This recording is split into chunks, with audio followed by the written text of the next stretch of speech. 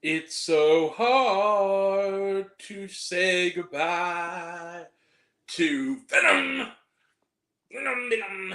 Knock, knock on the devil in. Hi, everyone. Uh, that was dumb. Hi, everyone. It's me, Grant, the movie and TV guy. Welcome to Raise on Popcorn with Grant, everybody. And today we're talking about a movie, the first of 4 movies tonight, movies and TVs that we do here, and that movie is Venom. Venom. The Last Dance. Venom The Last Dance is directed by Kelly Marcel. This is her directorial debut. She also wrote, I believe, at least the second one, maybe the first one. Let me just double check that real quick. Always nice to have a little bit of fact check going on. She wrote... Yes, she indeed wrote the previous 2 films. So now she's in the director's chair and also wrote the film. So this is the 3rd film in the Venom trilogy, and is the latest film in Sony's Marvel Universe. I believe that's what they're calling it, or Spider-Man Universe, following the masterpiece, or should it be masterpiece, that was Madam Web. So what is Venom The Last Dance about? Well, it picks up just after the events of Venom Let There Be Carnage, the 2nd film in the series. Venom and his host, the former reporter, now fugitive Eddie Brock, have just come very quickly there to another universe and back, thanks to the events that have transpired involving Spider-Man, the events of Spider-Man No Way Home. But now they're back. Now they're back in the bar in Mexico, but in their universe, with a slightly different looking, but same bartender. And now they're on the run. Turns out the events of Let There Be Carnage, in which many people believe Police Chief Milligan is dead. He actually is not. They find themselves on the run, and they're not just on the run from the authorities, but from a military unit who's hunting them, as well as you see a little being by the name of Null, this other interdimensional super baddie, is sending all the symbiotes and creatures of the alien underworld to Earth via some very familiar looking little circle thingies. And turns out not only Doctor Strange has this power, it turns out so does this guy Null.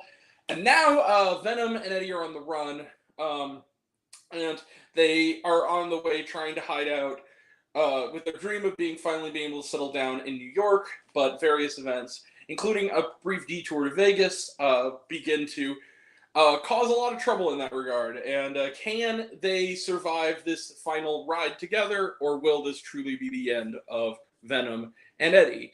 Till death do they part, let the action begin. So, Venom The Last Dance is good. I enjoyed it. I think it's fair, if we're going to talk about it, to break down what I think of the other movies. The first Venom, I enjoyed. I went in with very low expectations, and I enjoyed it as a cheesy kind of throwback to 2000s movies. Venom Let There Be Carnage, which we reviewed on this channel when it opened, I liked a lot. I actually thought it was better than the first film. Better being relative, of course, but overall it was a better film than the first film. Venom The Last Dance is probably the weakest of the 3 movies. I still enjoyed it. Now, I will say this. I enjoyed half the movie a little better than the other half of the movie. And what I mean by that is, when the movie is about Venom and Eddie, and that includes their very, very cool, kind of fun, sweet relationship with this nice hippie family, it works. I think that element of it is funny, and it's charming, and there's real wit there. There's a Venom horse. There's also a Venom fish at one point. So that's a lot of fun. The stuff, even the fine actors though they are, the stuff with the secret government lab that's hunting them, in particular, this scientist played by Juno Temple, and this sort of military sort of sergeant type played by Chiwetel Ejiofor, both of whom are fine actors, and who, whatever elevation is given just by their gravitas, they are really boring characters, and there's a lot of them in the first half of this movie. There's a lot of, right when the Venom stuff is really getting going, they keep cutting back to this boring lab where everybody's exposition dumping at each other, and it got kind of dreary for a little bit. And then and I was it was dipping for me. I almost was going to give this like a 2. I kind of had this thought of like, if this stays, if there's more scenes in the second half with the boring exposition stuff and not with the fun buddy bromance thing, this is gonna be the worst one. By the second half, by the time they get to Vegas, it not only picks up, it stays in that gear and gets really, really fun. And even the stuff with the military guy and in the science lab, they get integrated into the Eddie and Venom stuff well enough to be fun. And I thought it worked, and actually earned some genuine heart-tugging moments for those who are fans of these two, seeing them at this kind of low point in their story. And overall, I enjoyed this film.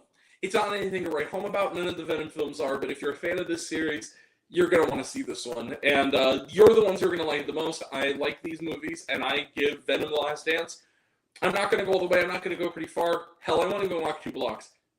I think this is worth seeing matinee price. I'm going to give Venom The Last Dance 3.5 out of 5 stars. I also should point out, I saw this film in IMAX 3D. The 3D was really good. The 3D was actually really good. They did a good job. Anyway, Venom The Last Dance. 3.5 out of 5 stars. Let's close the book on it. Trailer trash. Let's talk some trailer trash. Den of Thieves 2, Pantera. Looks good. I've never seen the first one, so I'm going to have to check that out before this movie opens.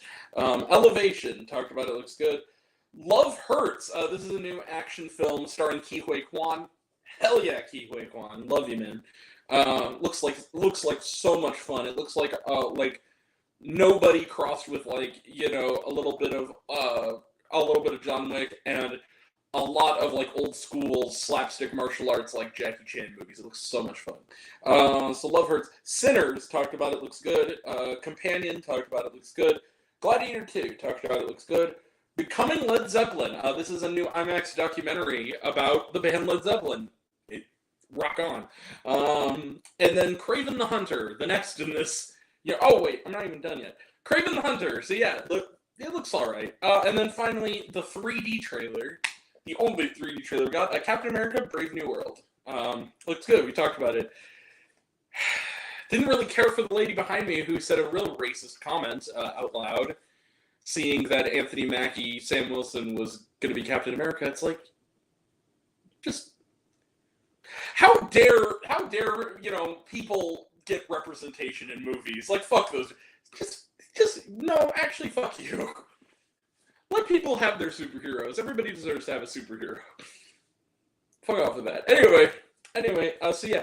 And was there shawarma? Yes, during and after the credits. It's worth sticking around for. Even the credits are endless. I think there's like 15 minutes of credits. I'm gonna be real about it. There's 15 minutes of credits. It went on, because when the lights were coming up and the movie was kind of coming to a close, it's like, this movie says it's an hour 49. It's been like an hour 35. Is this really over?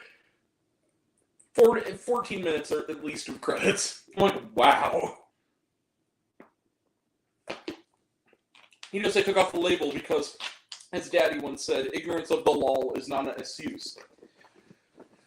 Anyway, but yeah, that's it. We will be back right after this for a review of Conclave. We'll have a review of Conclave, as well as We Live in Time after that, and then The Man You Don't Know. Yeah. Tomorrow we are not going to have anything because we're going to just remember the Alamo. We will have reviews for the films we get there on Letterboxd, so go check that out. Sunday we'll have a review for Don't Move, the new Netflix thriller. Also early next week, look out for reviews or quick thoughts for, in the case of one of them, for The House From, Olivia Rodrigo Guts World Tour, Time Cut, and Sabaton, the tour to end all tours. I also maybe will do a quick thoughts on Rap World, the new YouTube. So it's on YouTube, film by Conor O'Malley. I like Conor O'Malley. I might do a little video on that. But yeah, that's all coming up, and that'll all be next time. And until next time, I'm Grant, the movie and TV guy. I see it all. I'm happy to share it with you. I love you all. I appreciate you all. Love you all, class dismissed. I love you 3000. Be kind to one another. If you like this video, give it a like if you want to. Give it a subscribe if you want to. Give it the bell. I don't know what it does. That's what you're supposed to do, or so I've been told. Leave a comment, even if it's, hey Grant, I like waffles. It really helps out. And if you want to find me elsewhere, reviews lists and other fun stuff, you can find me on all my social media. I'm on literally everything. Either Raised on Popcorn with Grant or Raised on Popcorn. Take care of yourself. Take care of your mental health. That's incredibly important. And I want to know down below, what did you think of Venom? Not Let There Be Carnage. Venom: The Last Dance. Did you like the movie? Did you hate the movie? Think my opinion's good. Think I'm full of shit. Comment below. Let me know. And until we meet again, we were all raised on popcorn. Make mine with extra butter. And I'll catch you guys next time. Take care, everyone. See you in a bit. Bye.